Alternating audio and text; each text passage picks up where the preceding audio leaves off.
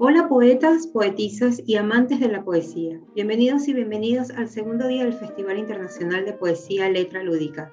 Hoy damos inicio a este encuentro con las mesas de memoria y reflexión en las que participarán Héctor Gaibor desde Ecuador, Ana María González Minada desde España, Miguel Adame Vázquez, maquinista mute desde México, María José Encina desde Chile y Edel González Bateñoto desde España.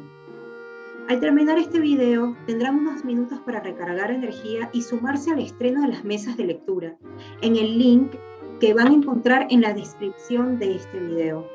Gracias por ser parte de este segundo día y recuerden mencionarnos en las redes sociales como @Faypol. Seguimos con mucha más poesía. Gracias.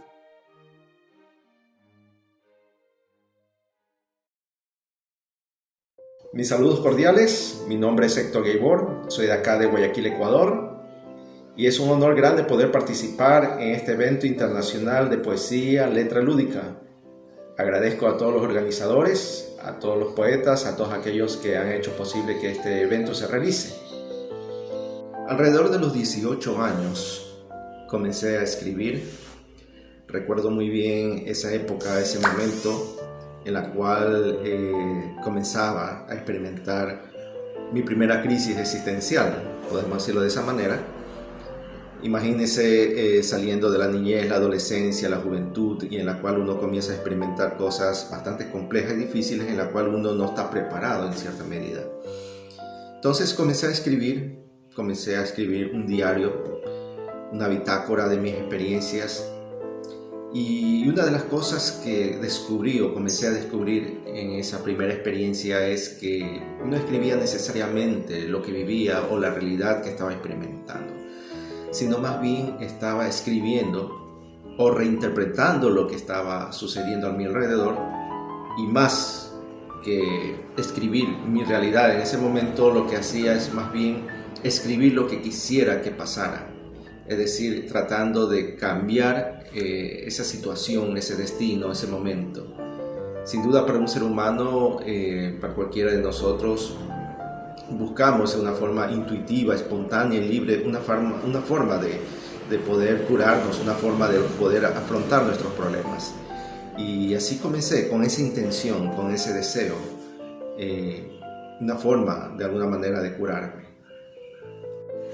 Recuerdo que los primeros poemas que leí y que de alguna manera influyeron en ese comienzo de mi vida poética, podemos decirlo de esa manera, eran 20 poemas de amor y una canción desesperada de Pablo Neruda. Cuando lo comencé a leer, comencé a descubrir lo que es la poesía en una forma intuitiva. Y ahora entiendo más sobre lo que sucedió en ese momento, lo que sigue sucediendo ahora.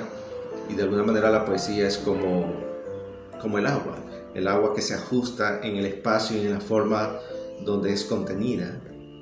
Y sin duda la poesía comenzó a abarcar todos los aspectos de mi vida. Y así comencé a entender, ¿no?, cómo debía yo ajustarme en mi forma de ser, en mi personalidad, a las cosas. Ser como el agua y ajustarme a la forma de las circunstancias y poder hallar en ello de alguna manera una respuesta o acercarme más a la verdad.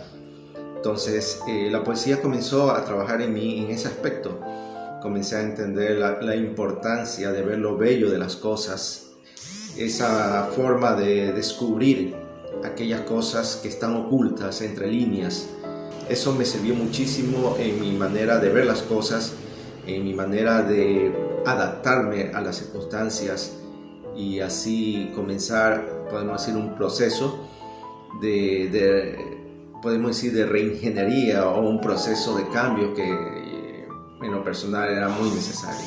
A los 30 años pasaron cosas a partir de esa década comenzaron a pasar cosas muy trascendentales en mi vida, cambios muy fuertes en todo aspecto, en lo espiritual, en lo existencial. Comencé a tener una vida más espiritual, conocí a Jesucristo y comencé una formación espiritual, teológica inclusive, y comencé a entender muchas cosas, a sensibilizarme de muchas cosas más profundas, más místicas, más espirituales, ver esa otra porción de realidad en la cual no había visto. Y comencé a, podemos decir, a hacer ese líquido, esa agua que comenzó a ajustarse más ampliamente alrededor de cosas mucho más profundas y en la cual me dio más inspiración y me permitió ya comenzar una nueva época en la cuestión escritural, en la cuestión lírica, en la cuestión poética. Ya en el año 2018, ya habían pasado más de 15 años que no había escrito, comencé a tomar en cuenta aquello que había dejado y que era necesario volver a continuar, podemos decirlo así. Y una de las cosas que comencé a descubrir conforme a esos cambios trascendentales que tuve a partir de los 30 años es la cuestión poética desde un punto de vista más místico, más profundo, en la cual encontré una profundidad inteligible al común intelecto, algo distinto, ¿no? Encontré una especie de espiritualidad, una forma de ritualidad en la cual comenzó a seguir expandiéndome, ¿no?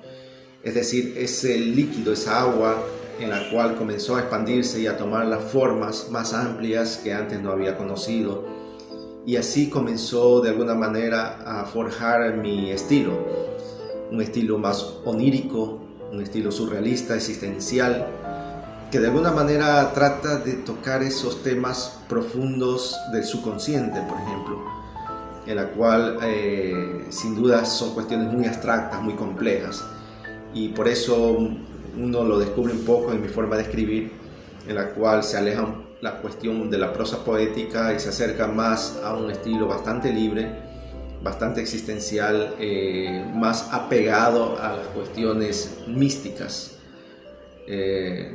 a esas cuestiones un poco más abstractas, un poco más difíciles de entender, pero que de alguna manera son importantes para mí, porque en eso que parece caótico, en aquello que parece anárquico, en realidad podemos encontrar muchas formas lógicas, entendibles, y en la cual le da un contexto mayor a la vivencia personal y transmitirla a otros y encontrar en los otros, podemos decir, aquello en común, que de alguna manera juntos nos podemos liberar. Es muy importante para mí escribir de esa manera, en esa forma más abstracta, más onírica, más surrealista, más existencial. Alguna vez publiqué una de las razones por las cuales yo escribo, y había puesto ahí, había publicado que el escribir para mí es como una venganza personal contra el olvido. Y de eso se trata de alguna manera, porque dejamos memorias, dejamos nuestra memoria, dejamos nuestra experiencia, nuestra intimidad en cada vez que nosotros publicamos, escribimos y compartimos a los demás.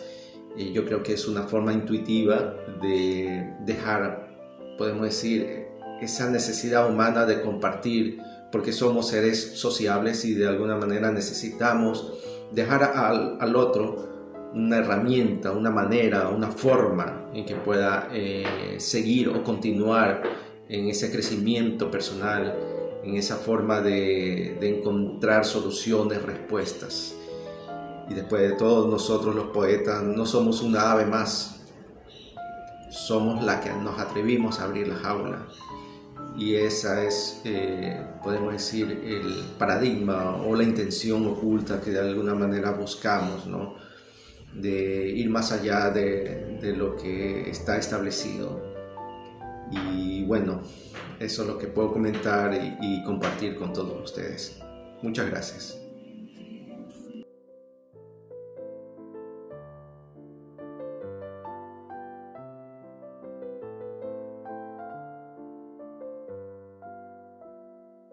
Buenas amigos y amigas de la poesía. En esta mesa de memoria voy a comentaros un poquito mis antecedentes en el mundo de la poesía, ¿no? Y mis influencias más relevantes. Digamos que yo empecé en el mundo de la poesía un poquito tardío. Fue a raíz de la realización de un taller de poesía que ofertan los centros culturales de los ayuntamientos, de las más variopintas variedades, pintura, lectura, bueno, pues en este caso de poesía. Lo hice un poco como una necesidad de salir un poco de esta rutina que a veces nos agobia, que a veces nos impone por diversas circunstancias de la vida. Y era una forma de digamos, como una vía de escape, ¿no? Era plantearme efectivamente esa pregunta de decir, ¿realmente hago algo que me llene y me satisface? Y realmente el taller y la poesía encontré, pues como bien he dicho, esa respuesta. Y no solamente porque el taller solamente aportaba pues los conocimientos didácticos y instructivos de la poesía, sino también por compartir con otras personas pues esas inquietudes, esa sensibilidad, en realidad esa pasión por la poesía, ¿no? De hecho, soy miembro de la Asociación Española de Amigos de la Poesía, donde hacemos una tertulia normalmente semanal, donde leemos bien versos o poemas de autoría o bien versos de poetas reconocidos. Yo soy de las que opina acérrimamente que hacer aquello que realmente uno le llena y le satisface es dar lo mejor de sí mismo.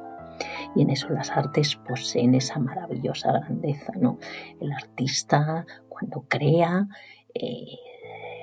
está dando lo mejor de sí mismo, está expresando sus emociones, sus sentimientos, su forma de ver la vida en un determinado momento, en una determinada circunstancias. Entonces, esa es la pasión, ¿no? Es la pasión, ¿no? Porque hacerlo de manera mecánica o simplemente con desgana, pues no nos llevaría a ningún sitio, ¿no? Por eso bendito aquel que trabaje realmente aquello que le satisface y le llene. Y yo creo que ahí las artes, pues bueno, como vuelvo a decir, lo expresan maravillosamente. Y en cuanto a mis influencias o mis influencias poéticas en sí, aunque hay poetas y poetas, tengo que reconocer que depende un poquito de mi estado de ánimo, ¿no? No soy fiel y promiscua a la vez, ¿no? Creo que cada poeta o cada poema te ofrece algo, ¿no? No son incompatibles entre sí, son compatibles. Cada uno te puede ofrecer una emoción, un sentimiento, un momento, dependiendo de cómo te encuentres tú en ese momento. Lo mismo me pasa con la música, ¿eh? La música con la música clásica escribo, ¿no? Es como me inspiro escribiendo. Clásica y yo, y punto, en mi mundo interior, ¿no? Y sin embargo necesito la música rock. Yo necesito esa música porque es una música que me motiva, que me llena, que me da fuerza, que me da garra, ¿no? Me levanta el estado de ánimo, ¿no? Amo profundamente la música, porque no decirlo, ¿no? Pero bueno, lo dejaré para la próxima vida. Aquí me quedo con mi poesía eternamente. Y bueno, pues eso, digamos que mis influencias, pues en cuanto a poetas en sí, pues no podría destacar tanto a Miguel Hernández con esa poesía social tan llena de verdad y tan llena de sentimiento, o Lorca, bueno, que voy a contar de Lorca, ¿no? Yo, en mi caso, por ejemplo, los poemas o los sonetos del amor oscuro, que para mí son eternos y maravillosos, ¿no? Es pura pasión y pura llama. Y luego esa poesía un poquito proscrita, un poquito rabiosa, un poquito impulsiva, ¿no? Es esa poesía que llaman normalmente poesía maldita, ¿no? Suelo leerlo en el idioma original, por eso creo que la poesía es complicado, ¿no? Leerla en un idioma si no lo manejas a la perfección, ¿no? Tiene difícil, creo que no llega igual, ¿no? Que hay que leerlo en su idioma. Pero bueno, independientemente de eso, es esa poesía, porque esa poesía, digamos que me zarandea, me cuestiona a mí misma. Es una forma de salir de esa zona de confort y seguridad en la que todos nos encontramos a gusto, para incluirte en una zona un poquito más rebelde, más anárquica, más libertaria y más pasional, digamos, ¿no? Yo creo que es una forma de sacar todo lo que llevamos dentro, ¿no? Y esa poesía, pues a mí me transmite eso, ¿no? Y bueno, pues digamos que esto es más o menos mis influencias y mi pequeño mundo poético. Pues bendita que haya llegado a mi vida, porque realmente la disfruto con ganas y con ilusión. Me imagino que igual que todos vosotros. Y bueno, que no perdamos nunca esa llama que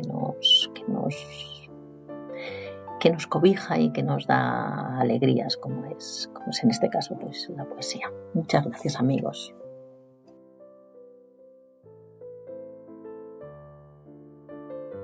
Quiero aprovechar esta oportunidad para compartir una reflexión casi al bote pronto, sin pensarla mucho, pero creo que es buen momento para dedicarle un tiempo a esta reflexión o pensamiento. He estado observando que estoy a unos 30 poemas, poesías, de llegar a unas 1500. Es una verdadera barbaridad.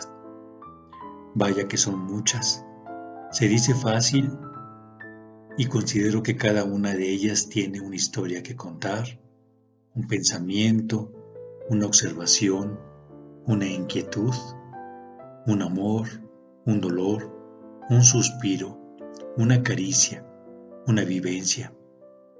Siempre he sostenido que el poeta es como un juglar, un narrador, un compositor, alguien que plasma no solamente lo que siente, lo que vive, lo que ama o lo que le duele. Trata de ser la voz de los demás, de aquellos que no tienen voz, de aquellos que no se atreven a decir lo que sienten en su profundidad. Tal vez es un pensamiento demasiado egoísta, pero no me malinterpreten. El poeta a veces quiere hablar por los demás. Y es maravilloso saber que muchas veces esa poesía logra ese cometido cuando es leída y querida, saboreada, amada y poseída por alguien más de quien la escribió. Existen muchos estilos de poesía, la poesía clásica que es maravillosa, pero también existe la poesía libre. En lo personal, me he enfocado a escribir a una poesía libre, muy personal, quizá llena de matices, de metáforas, de palabras llenas de un castellano de muchos colores. Es mi manera de ver, sentir la llama de la poesía. Uno de mis sueños es algún día publicar un poemario que pueda ser leído, querido, guardado en alguna biblioteca escolar. Yo creo que es el sueño de todo poeta.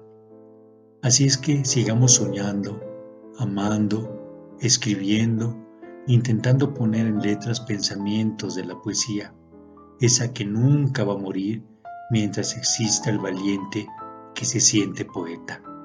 Muchas gracias y sigamos con este festival maravilloso.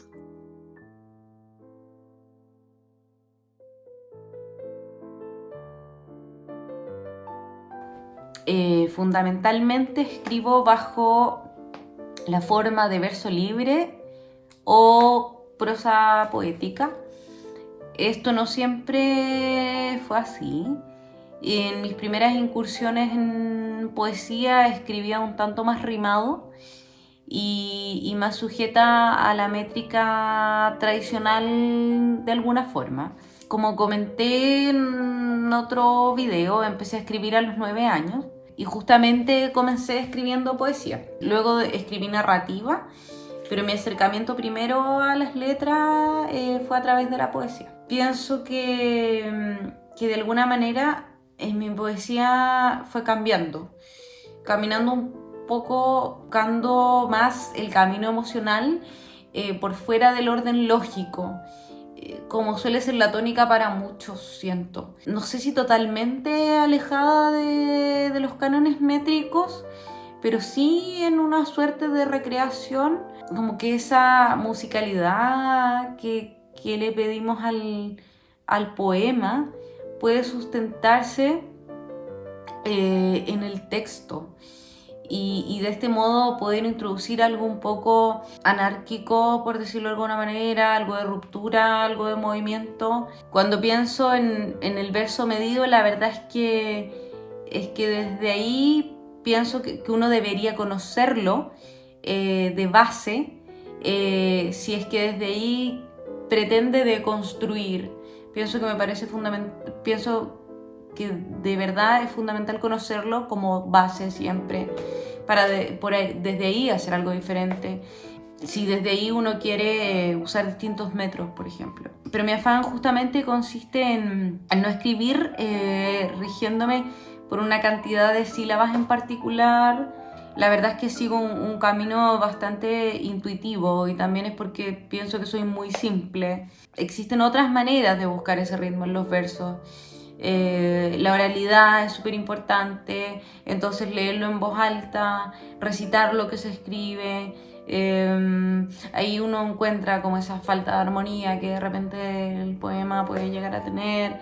Por otra parte, introducir ciertas pausas considero que es un buen recurso que también aporta ritmo, o seguir cierta regularidad estrófica, que es algo que también yo personalmente hago. La verdad es que por sobre todo yo confío mucho en la intuición métrica. Los versos tienen ciertas respiraciones y pausas que es posible intuir, y me gusta además la sensación de caos controlado, ese espacio en que los límites se diluyen un poco, y es por eso que me gusta que la poesía no siga tanto un orden estricto, así como me gusta que la poesía se acerque a la prosa, porque igualmente escribo prosa ligada al verso. Es decir, mi narrativa también está muy teñida, y me gusta que los límites se desdibujen.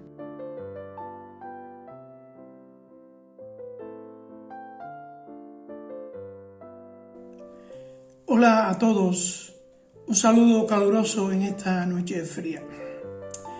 Invitado a esta mesa con el fin de compartir mis reflexiones sobre los patrones métricos de la poesía.